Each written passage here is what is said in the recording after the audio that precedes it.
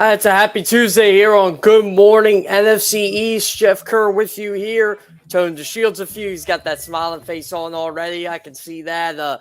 Tone had a bit of a spicy, I don't want to call it spicy. I don't want to call it anything yet, and we'll get to that in a minute. But the Dallas Cowboys, Tone, did sign a 13 yesterday, but that wasn't the 13 we were expecting. Yeah, they signed themselves a number 4 wide receiver in T.Y. Hilton. You know, it's pretty interesting news, I guess you'll say, right? Let's be honest. T.Y. Hilton, he hasn't been the T.Y. Hilton that we know in quite some time. He has a hard time staying on the field. If he makes it to the playoffs, that'll be a miracle for those guys. I'm not impressed. It looks like desperation. It looks like a poor attempt at trying to keep up with the Philadelphia Eagles. But listen, at the end of the day, you got to do what you can to make your team better. And if you see deficiencies, you got to attack it. Me personally, I didn't think they were deficient in that department. CeeDee Lamb, Michael Gallup, I think they got back one of their other wide receivers, Washington. James Washington's back. They did not need T.Y. Hilton. I'm just going to put that on the record, point blank. They didn't need Odell Beckham. They don't need T.Y. Hilton. To me, it spoke a lot of volumes about T.Y. Hilton this year when the Colts, who brought him back for one-year deals in each of the last 2 years, decided, no thanks. And they don't have anybody at wide receiver. Like I'm losing a train of thought on who plays wide receiver for the Indianapolis Colts, which is a shame. They got Michael Pittman. Alec Pierce. Yeah, it's Michael Pittman. It's Michael Pittman, Alec Pierce, Ashland Doolin. Paris Campbell. Yeah, Paris Campbell. So those are the 4. They felt T.Y. Hilton was not worth bringing back this year, which speaks a lot of volumes. He barely gives you anything anymore. Again, this is no disrespect to him as a player, as a man. This is strictly football. He can't stay on the field. He hasn't been a high impact player since maybe the Andrew Luck era. It's been some time. I'm not impressed by this move at all. But kudos to Jerry Jones for trying to make headlines, of course. But he doesn't have to try too hard. As Jerry Jones is the Cowboys. My issue with the whole thing is what happened with Odell Beckham. Like, is his knee that messed up that he can't come out and play for this football team or for any football team come January? I'm looking at it this way, Tone, right? We're in the week 15. We're less than 2 weeks away till Christmas here. We're in the thick of it. Yeah, even if Odell Beckham signs today, there's no guarantee he plays in at least the next 2 games, maybe not even the next 3. So I think teams are saying, dude, you wasted your opportunity, or they kept this physical hit in, which what they should do. The Cowboys should not have released that information. Now, if you're Odell Beckham, do you even try to play this year? If I'm him, I don't rush. I take my time. I take more time for my body. I continue to rehab. I continue to condition myself to make sure I can sustain my play for the length of a 17-game season. At this point in his career, who knows if that's possible? But again, if I'm him, I'm not rushing. This can't be about legacy anymore. You got your Super Bowl ring with the Los Angeles Rams. Your stats are pretty solid. Me personally, I feel Odell Beckham's career, when you think about the level of gravitas that surrounded his career, the level of notoriety that surrounded his career and his play, and the highlight reel moments, I personally feel Odell Beckham Jr.'s career is a bit of a disappointment. I expected more out of him, but there were just too many shenanigans with the New York Giants organization. A lot of flashy plays, but not enough sustained success, in my opinion. And I believe him going from New York to Cleveland to the Rams, he hasn't really been allowed to have a consistent home stay. And look, maybe people feel differently than I do, but Odell Beckham Jr., in my humble opinion, was never a top 5 wide receiver to me. I was always able to find people who were, in my humble opinion, better than him, or wide receivers that I would deem better than him. This is how I always looked at Odell Beckham Jr.'s career. It started with, man, this guy might be the next Randy Moss, if not better, just by the way he was those first 2 seasons. Then he had the Josh Norman incident. And everything just kind of snowballed after that. Like, you saw the weaknesses, right? You saw the Achilles heel in this guy. He had a temper. He wouldn't let his play do the talking. You could get in his face and he was defeated. I don't think you could ever do that with Randy Moss. In fact, I know you couldn't do that with Randy Moss. Randy Moss would be like, you know what? I'm just going to beat you all day, every day. I don't care how physical you are with me at the line. I'm Randy freaking Moss. And the only time Randy Moss wasn't motivated to do anything was when he was in Oakland, which, again, it's hard to blame him. But there were times where you criticize Randy Moss in his career and you're like, what happened to this guy? Like, did you get bored? Did you lose a step? Well, no. New England proved he clearly didn't lose a step. And I thought maybe Odell going to Cleveland would kind of motivate him again. It never did. Odell Beckham only seems to care about football when it's convenient for him, a.k.a. when his team's winning and his teammates. Everything else is a me-first guy, which is why it would be perfect for the Dallas Cowboys, because he is a me-first guy. I don't want to say, I don't want to speak for him. This is just what I'm picking up. No one's telling me this. I'm just picking it up, my own opinion, just based on his actions this offseason. And I thought maybe he turned a corner with the Rams, but then it just all came to be the same thing, right? It's everything with Odell Beckham revolves around Odell Beckham. And I think a lot of receivers have been like that over time. But at the end of the day, I think they care more about getting their team a victory and, doing the stuff necessary to help your team out. I think Odell Beckham did that with the Rams, but I don't think he had a choice because he kind of forced his way out of Cleveland. I think he needed that attention of the free agent bidding war because he didn't get it in March because he was hurt. And I think he'll get it this offseason again. But as we're looking at the 2022 season, Odell Beckham is a me-first guy, and I think it's someone that teams just don't want to deal with in that locker room. Someone I know who's not a me-first guy. Your boy, my boy, Jalen Hurts. He's a me-first guy. I don't even think he's a we guy. I just think he's all. He's inevitable, as Thanos would say. But I hate that saying, by the way. You know why I hate that? Because he loses. That's true. He does lose, and you're right. You're right. That's a good point. His best line isn't "I am inevitable." He said, "You couldn't live with your failure, so where did that draw you? Back to me." That's his best line. No, that might be a top 10 movie line. I'm obviously I'm over exaggerating, but that's definitely up there in terms of for the movies we watch. It's definitely a top 10. But this guy Jalen Hurts, man, he's, in my opinion, he's the MVP. He would have to fall off a cliff for this to not be his award to take home. Now, I get a little nervous about when guys win the MVP because when they do, they tend to not win the Super Bowl that year or when they're in contention or their teams. Yeah, or their teams. They tend to get bounced somehow, somewhat. But my question for you is not really about the MVP, or maybe it is. We'll find out.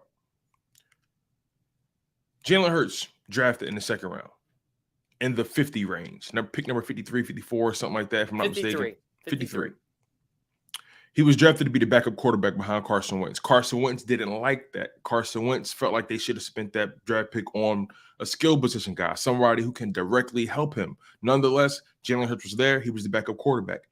Carson Wentz became intimidated. Carson Wentz fell off a cliff. Jalen Hurts gets thrown in as the stand-in for the last 4 games of the season. He gets benched in the final game for a draft pick.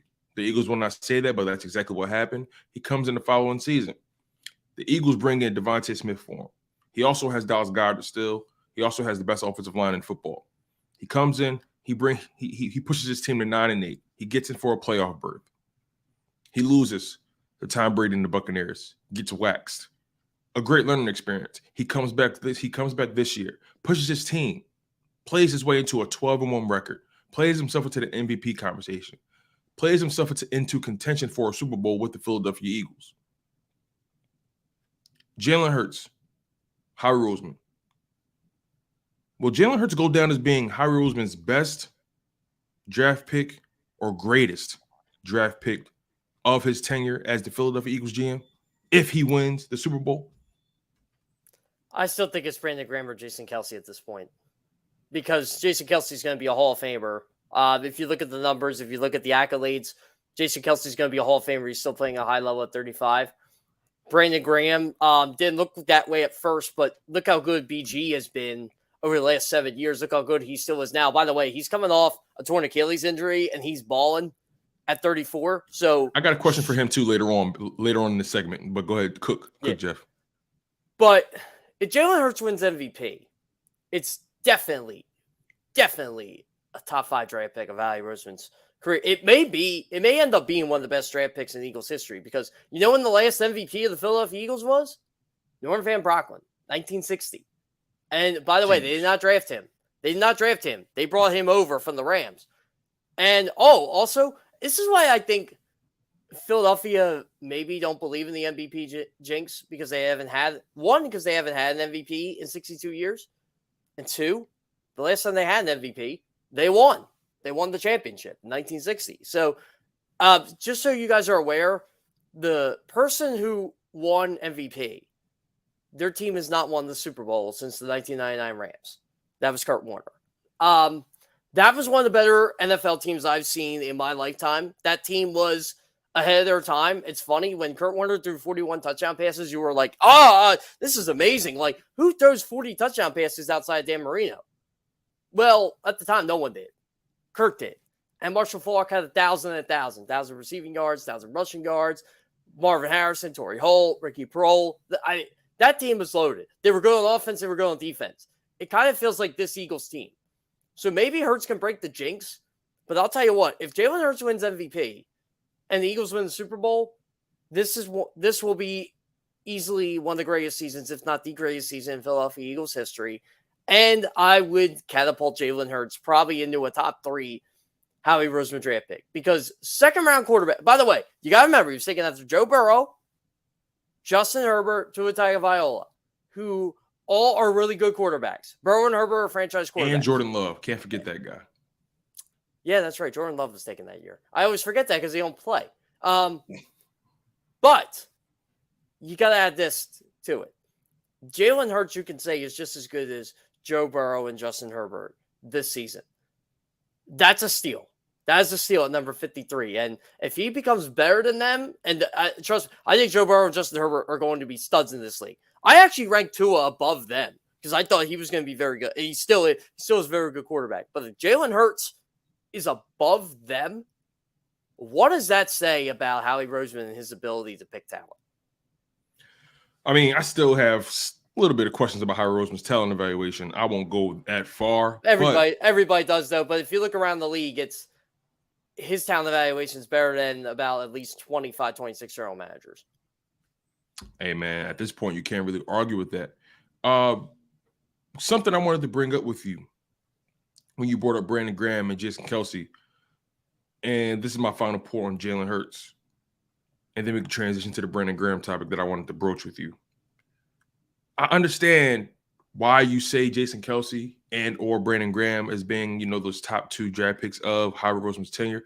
But when you think about the narrative that surrounded Jalen Hurts, all the vitriol he received, all the criticism he received, his fall from grace, and his rise to MVP candidacy, it's hard, and potentially what can happen and how he's grown at the rate he's grown. I understand Jason Kelsey is a Hall of Famer, so his career is pretty much set in stone, right? So that's the easier choice. Brandon Graham, he's a guy that's playing out of his mind right now at age 34. It's body of work. I just don't want to judge a guy after he hasn't played 2 seasons yet. Right, exactly, and that's what I mean. So I can't argue with that logic, right? But again, Jalen Hurts, the narrative that surrounded him, coming in drafted as a backup, I have a hard time, and the value of the position. I think that's another reason why he potentially can be, and like you said, he could be top 3, but I don't know if he's 3, and I don't know if he'll be 2 either. But also, Brandon Graham, he's playing out of his mind. He has, if I'm not mistaken, 8.5 sacks on the season. He's second on the team in sacks behind Hassan Reddick, who has 10. Is Brandon Graham the NFL comeback player of the year? Coming back off a torn Achilles? I think I would consider him. He's definitely in the mix. I mean, you come off a significant injury, and again, I would have to look at comeback player of the year candidates because it's not an award I necessarily severely look at. I'm sure when it gets brought up in the CBS war room, we'll be like, oh yeah, that guy should get it. That guy should get it. Like I think Bosa got it the last time I had to pick a comeback player of the year. I can't remember. Yeah, that's right. I did vote Nick Bosa. So I would definitely make my pitch for Brandon Graham. I mean, you're coming off a season-ending injury. And by the way, you had a hot start last year. But not only that, Miles Sanders said it best a couple of weeks ago to me in the locker room. Guy's just enjoying life right now. He wants that second ring. And you can't blame him. I mean, I think Brandon Graham wants to make sure he ends his career with the Philadelphia Eagles. And I think he can control his own narrative if they win the Super Bowl. Because not saying that the Eagles would want to bring him back, but I think Brandon Graham can say, you know what? I'm good. If I want to play more, awesome. But I'm good. I could have 2 Super Bowl rings with a franchise that I wasn't sure if I was going to be on after 3 years. So, kudos to Brandon Graham. I think he can get double-digit sacks this year. By the way, for a pass rush that gets criticized and for a defensive coordinator that gets criticized, they get to the quarterback a lot. A lot. Yeah, I would definitely have to say I've eaten my words over the past few weeks. I've been someone who's criticized the 4-man pass rush throughout the season. That's not to say that there were moments where they struggled, but I think it was more so them struggling to defend the run in their 4-man alignment versus the 5-man front. But Brandon Graham, a guy who, like you said, man, he got a lot of criticism early on in his career. I honestly feel he was misused earlier on, but then he started to settle in. He started to earn the good graces of the Philadelphia Eagles fan base back, and of course he will forever be known as the guy who strip sacked Tom Brady in the Super Bowl to seal the game. So Brandon Graham's career is etched in stone. By the way, Tone, I want to ask you: is that the best play in Eagles history, or are you one of those the Philly special was better? I think the Philly special was the most exciting. Yeah, but I think the Brandon Graham strip sack, the value, right? It's all about value and the impact. There's 2 other plays in that game I think that should be mentioned, and they're not. Zach Ertz's catch on 4th and 1 with 5 minutes left, because Agreed. that could have been the game right there, and Zach Ertz's touchdown catch. Yeah. They almost didn't give that to him. But in my mind, I'm like, he broke the plane, so what are we talking about? Oh, yeah, he broke the plane. It didn't matter. So this is funny, right? This is how into I was during the game doing my work and doing all this stuff. When I saw him go up to the podium, I'm thinking to myself, for a split second, why is Zach Ertz up there talking first? And then I'm like, oh, yeah, that's right. He caught the winning catch. Because so much happened after he caught that pass. Yeah, man. It's so funny. Prior to the game, I was re-upping on some Eagles gear. And we have our guy Ed Cracks behind the scenes, writer for Sports Illustrated. And we're going to bring him up after the break. But really quickly, I want to make this point. Prior to the Super Bowl, I re-upped on some Eagles gear. Just look fresh, for the game. You know how that goes. And I think it was Modell's or Dick's Sporting Goods, one or the other.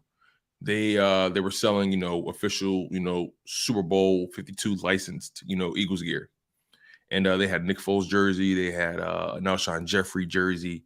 I believe they had an Aguilar jersey, and they had a Zach Ertz jersey. And at first I was going to pick the Foles one, but I'm like, I don't know if he's going to be here next year. I don't know how he's going to play in this game. I was like, Alshon, I don't know. But then something gravitated me towards that Zach Ertz jersey.